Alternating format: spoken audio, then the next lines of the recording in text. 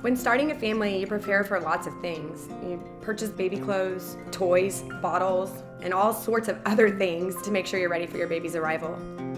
But even with all of that, there are just some things you're just never quite ready for. Everything with our pregnancy was pretty much textbook for having twins until about 20 weeks. And we found out that my cervix was starting to shorten. On the night of December 5th, 2010, at about 7 o'clock, I was laying on the couch doing some computer work and my water broke. At that time, I was very panicked because I just didn't know if our girls would make it that early, at 25 weeks. I was scared, and I just prayed, and we got to the hospital as fast as we could. Well, we knew chances of survival, and we probably knew too much to make us feel comfortable at all at this level. So literally, I kissed Denae goodbye, and they took her into emergency C-section. When the girls were born, Siena came out first at 10:01 p.m. and she weighed 12.7 ounces. Ada was born at 10:02 p.m. and was 1 pound 8.6 ounces. Both of them were intubated initially. Siena stayed in the NICU for 7 months and 6 days, and we were doing things for her. And when it came to the point where we were doing things to her, was when we had to decide to let her go. And we made that decision that you hope nobody has to go through.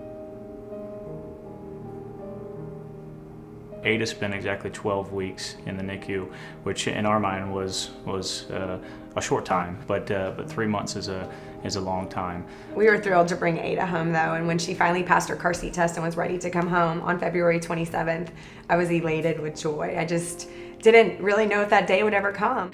I still remember bringing her to the doorsteps of our house and just kissing her and loving her and thanking God for that day.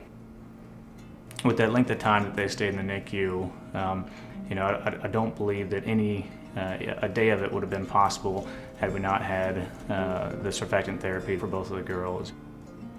One of the major aspects of martyrdoms is surfactant therapy research.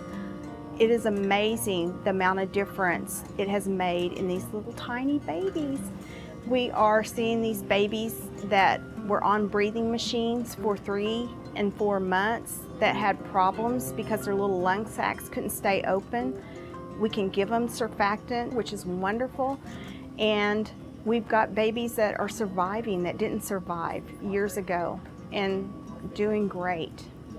I really just didn't know kind of what they did until we had our girls, and it really opened a whole new chapter in our lives just to see how much your organization does do. It's beyond amazing. Last year we created a team called the McCoy 2-Step, and I think we raised about $6,000 and walked as a family together. And this year we walked again in honor of Siena and Ada.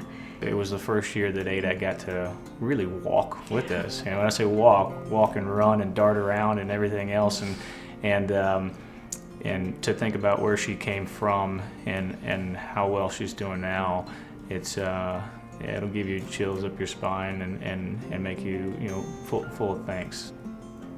The March of Dimes has been able to advocate for all of us.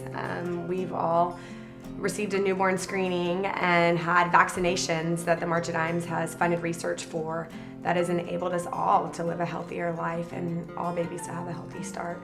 And we're very thankful.